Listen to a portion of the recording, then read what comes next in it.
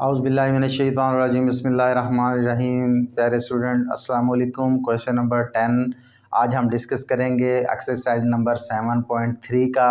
Question number 10 भी पिछले questions की तरह ही है, सेम एक प्रैक्टिस के तौर पर वो चंद सवाल दे रहे हैं। पिछले तकरीबन 3 से 4 सवाल सेम ही कंडीशन में आ रहे हैं।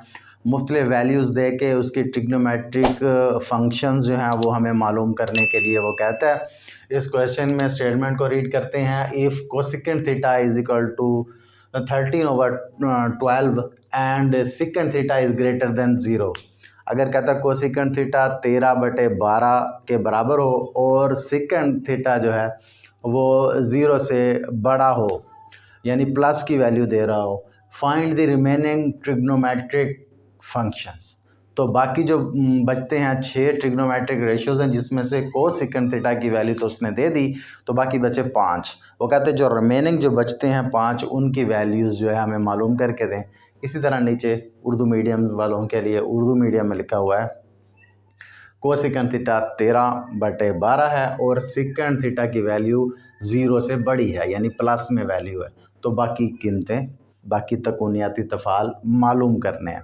तो चलें बेटा इसे हल करने की कोशिश करते हैं और उसके साथ ही थोड़ा सा ये समझते हैं कि इस थोड़े से कंसेप्ट को कि हमारे पास एक राइट ट्रायंगल होती है, उसकी 3 पार्ट्स होते हैं। एक को हम बेस कहते हैं यानी कि कायदा, एक को परपेंडिकुलर यानी कि हम अमूद कहते हैं, और जो एक तिरछे से आ रहा होता है उसे हाइपोटेन्यूस यानी कि वितर कहा जाता है। अगर तकूनियाती तफ़ाल यानी ट्रिग्नोमेट्रिक फंक्शंस को हमने मालूम करना है तो हमें उनकी साइन, टेन और कॉज वगैरह की जो है फार्मूले का पता होना चाहिए। उसके लिए एक छोटी सी स्टेटमेंट है जो आपको याद करनी पड़ेगी। उससे जो है आप उस फार्मूला जो है आसानी से जान सकेंगे। नहीं तो अक्सर स्टूडेंट जो है उसे जो है गड़बड़ कर देते हैं, उसकी जगह पे दूसरे का लगाते हैं या उलट देते हैं, कोई मसला हो जाता है किसी ना किसी तरह से। इसलिए ये एक छोटी स्टेटमेंट है, some people have curly brown hair through proper brushing. तो इस ये भी एक किस्म का फार्मूला ही है। इससे आप जो है उनकी ट्रिग्नोमेट्रिक रेशियोज़ के फार्मूलों को जांच सकते हैं कि हमारे दुरुस्त हैं या नहीं दुरुस्त। अगर आते हैं तो बहुत अच्छी बात है, क्योंकि इसका देखें सम पीपल्स हैव, पहली लाइन जो है इसमें सम का जो फर्स्ट लेटर है वो एस है। एस से मुराद हम लेते हैं साइन थीटा। साइन थीटा की वैल्यू कैसे होगी? पीपल्स के पी से और हैव के एच से लेंगे। पी मतलब परपेंडिकुलर बटा एच से मुराद हाइपोटेन्यूस, परपेंडिकुलर ओवर हाइपोटेन्यूस यानी कि कह दें अमूद बटे वितर। ये साइन थीटा की वैल्यू आसानी से हम फाइंड कर सकते हैं। सिर्फ ये हमें एक स्टेटमेंट याद करनी पड़ेगी, some peoples have curly brown hair through proper brushing. तो उसके बाद कर्ली ब्राउन हेयर्स, कर्ली का सी है यानी कॉस थीटा की वैल्यू हम फाइंड करेंगे बी और एच। बी से मुराद बेस, एच से मुराद हाइपोटेन्यूस, बेस बटे हाइपोटेन्यूस यानी कायदा बटे भीतर। तो कॉस की वैल्यू भी हम फाइंड कर सकते हैं। इसी तरह लास्ट में थ्रू प्रॉपर ब्रशिंग, थ्रू का मतलब है टेन थीटा, उसकी वैल्यू निकालने के लिए पी बटे बी। पी से मुराद परपेंडिकुलर ओवर बेस यानी कि अमूद बटे कायदा। समझने की बात यह कि आपको ये अगर आता है तो आप ये चीज़ें आसानी से लिख सकते हैं, जान सकते हैं। अगर ये लिख ली तो हमारा सवाल ही हल हो चुका है। तो चलो चलते हैं क्वेश्चन की तरफ, उसे सॉल्व करते हैं। हमारे पास जो 2 कंडीशनें लिखी हुई हैं वो लिख देते हैं जी। कोसेकेंट थीटा हमारे पास है 13/12 का और जो है सेकेंड थीटा जो है ग्रेटर देन 0 है। तो अगर हम इसको जान लें कि ये कौन से क्वाड्रेंट में लाई करता है तो हमारे लिए ज़्यादा आसानी हो जाएगी उसका जायज़ा लेने में भी आंसर का, कि हमारा आंसर जो है वो दुरुस्त आया है कि नहीं आया। फर्स्ट क्वाड्रेंट है उसमें all trigonometric ratios positive values देती हैं, जबकि सेकंड में साइन थीटा की वैल्यू प्लस में और इसका रेसिप्रोकल जैसे कि कोसेकेंट थीटा है इसकी वैल्यू प्लस में होती है सेकंड में। थर्ड में जो है टेन थीटा की वैल्यू प्लस में और कॉट उसका रेसिप्रोकल है उसकी भी वैल्यू प्लस में होती है, बाकी तमाम की यहाँ पे नेगेटिव वैल्यू होती है। और लास्ट में कॉस थीटा और उसका रेसिप्रोकल सेकंड थीटा, इनकी वैल्यू प्लस की होती है। इसमें तो तमाम पॉजिटिव होते हैं फर्स्ट में, इसमें सिर्फ साइन पॉजिटिव होता है, बाकी कॉज आ जाए या टेन उनकी माइनस पे वैल्यू होती है। थर्ड क्वाड्रेंट में टेन की वैल्यू और कॉट की प्लस में होती है, बाकी साइन या कॉज वगैरह आ जाए तो उनकी यहाँ पे माइनस वैल्यू शो होगी। और इस फोर्थ में कॉस या उसका रेसिप्रोकल सेकंड थीटा उसकी प्लस में वैल्यू शो होगी, बाकी टेन और कॉज की इस पोर्शन में माइनस वैल्यू शो होगी। तो हम जस्ट देख लें, रिव्यू कर लें कि हमारा जो है इस कंडीशन में कौन से रबा से ताल्लुक़ रखता है हमारा ये क्वेश्चन। कोसिकेंड थीटा जो है 13/12 है, यानी प्लस की वैल्यू दे रहा है कोसिकेंड थीटा। कोसिकेंड होता है साइन का रेसिप्रोकल, यानी साइन यहाँ प्लस का वो यहाँ है, साइन प्लस का यहाँ पे भी हो सकता है, साइन प्लस का यहाँ पे भी हो सकता है। इन दोनों में साइन नेगेटिव होगा, मतलब कहने का कि हम इन दोनों में से किसी एक में हैं। अब ये कैसे पता चले कि इन दोनों में से किस में है, तो वो ये बताएगा।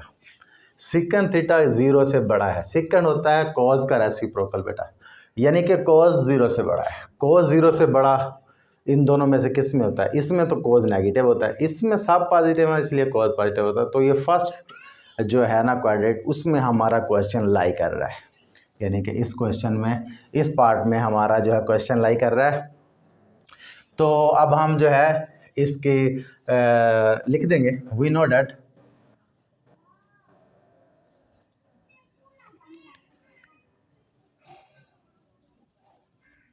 if cosecant theta is equal to 13/12 and secant theta greater than 0, then